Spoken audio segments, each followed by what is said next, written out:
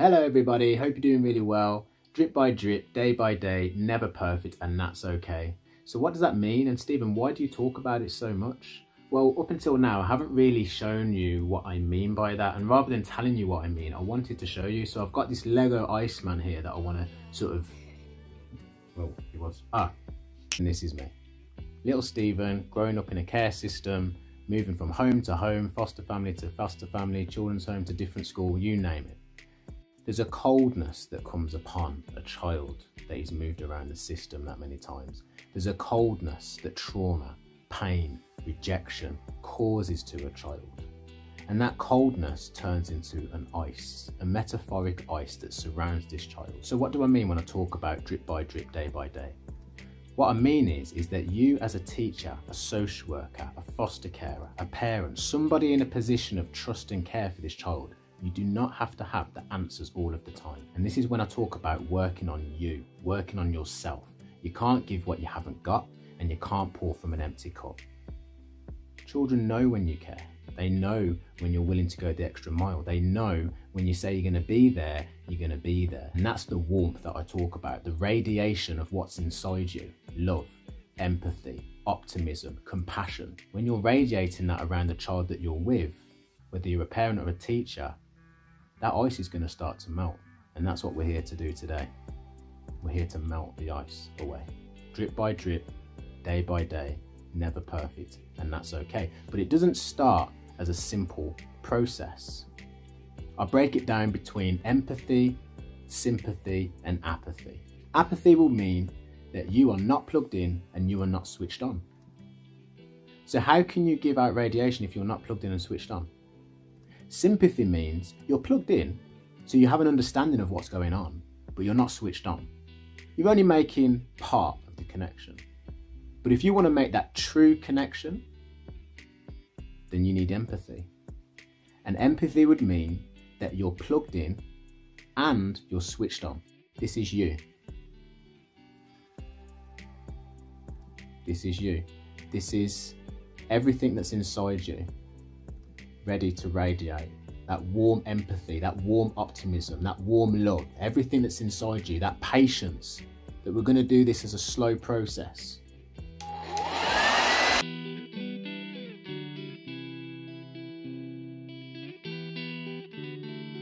So when he falls down, you help him back up and continue to radiate that optimism, compassion, love and patience.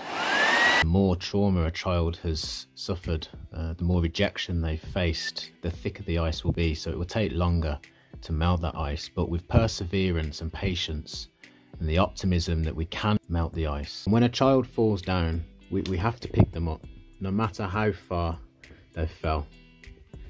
We have to pick them up and help them back to their feet.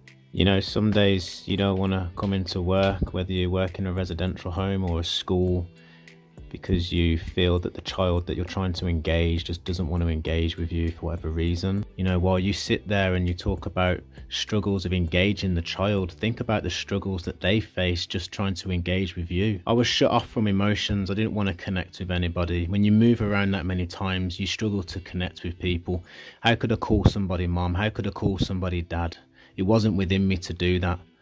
I'd always look at my friend's pictures on his wall of happy times on holiday. We'd be on the beach and I'd sit down and think, I wish that was me. I wish I had a family, someone that I could connect to.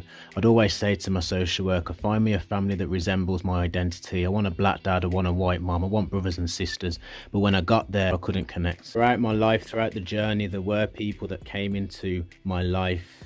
There were people like my foster parents, Eunice and Neville, that took me in when I was 14. These are the memories that are strong. The people that melted the ice drip by drip, day by day, because I was scared that whoever I showed that to, whoever I told that to, would only reject me. After facing so many rejections in my life already, how could I connect? How could I build friendships? How could I sustain some level of sociability when all that was happening in my life was moving around school to school, family to family? You know, when I describe Dave, he's more than a father figure. He's a brother, he's a mentor, he's a friend.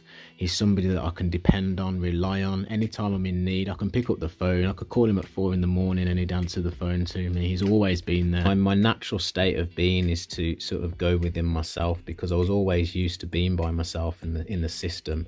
Anytime people tried to get close to me, I'd purposely push them away because they represented pain. I never knew how to connect with the people that were trying to connect with me. It was drip by drip, day by day. When you're faced with a child that you're struggling to engage with, remember, drip by drip, day by day. When you've had enough and you're ready to hand your notice in, because you don't know whether you are cut out to be a teacher, cut out to be a support worker, remember, drip by drip, day by day.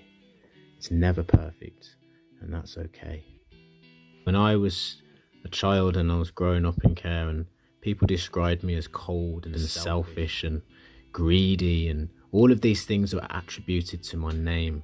There were those people like Dave that were able to show me the warmth and hold me.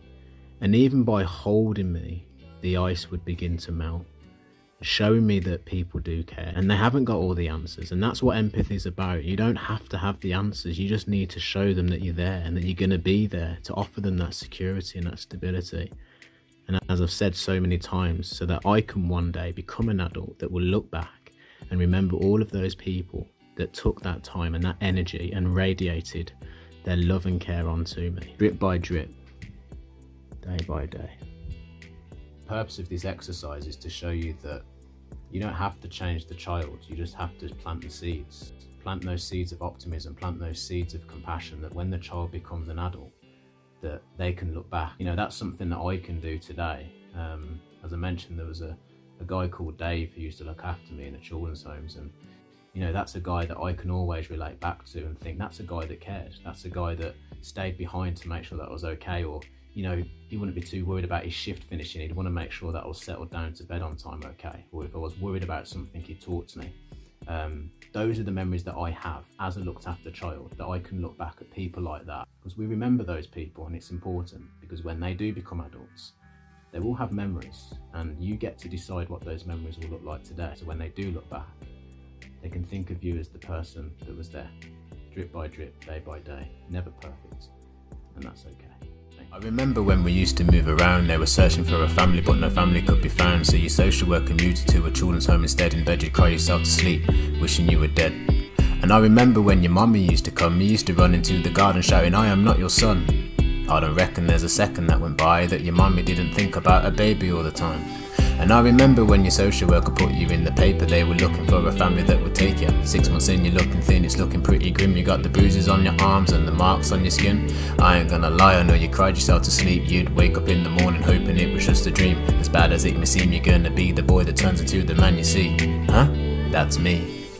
I know it's been hard, I know it's been painful, but all this trauma and all this pain will be turned into your purpose. I promise. Look, pain to purpose is the purpose of the plan. It's never perfect, but it's worth it when you turn into this man. Little Stephen, even you can be a star. Keep your head above the water, cause you're gonna go far, go far. I know it's hard, cause your heart's been scarred by the very people who were meant to treat you as an equal. And now I'm sitting reminiscing, wishing I could listen to my little self. I think I need a little help. Well, it's time to pack your bags again, from foster care to children's homes and different schools and back again. And I know it seems cruel every time you move school. Is it any wonder they're thinking you're a fool? Stephen's just a cheeky lad who likes to break the rules. Yeah, he likes to break the rules. I think it's kinda cool. They didn't get to know me as a child, so maybe that's the reason they were thinking I was wild. Pain to purpose is the purpose of the plan. It's never perfect, but it's worth it when you turn into this man. Little Stephen, even you can be a star. Keep your head above the water, cause you're gonna go far, go far. I know it's hard, cause your heart's been scarred by the very people who were meant to treat you as an equal. And now I'm sitting reminiscing, wishing I could listen to my little self. I think I need a little help.